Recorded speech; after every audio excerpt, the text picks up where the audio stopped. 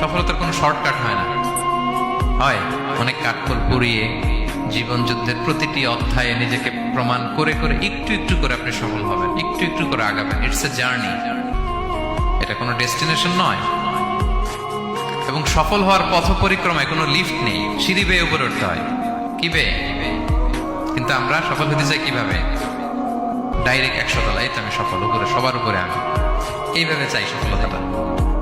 সবার উপরে উঠে যাব, গোল্ড মেডেল গলায় পরাই দিবে, আমরা সাকসেসফুল না। সফলতার রাস্তায় কোনো লিফট থাকে না, কি দিয়ে উঠতে হয়? সিঁড়ি বেয়ে ঘাম জড়িয়ে উঠতে হয়। দেখেন, শুধু আলোর মুখ দেখার জন্য মায়ের পেটে আমাদের কত সময় লাগছে বলেন তো? জাস্ট একটু লাইট, হ্যাঁ, 9 মাস 10 মাস সময় লাগছে শুধু একটু আলো দেখবো আমরা। একটু আলোর মুখ দেখার জন্য আমার লাগছে 9 মাস। আর এখানে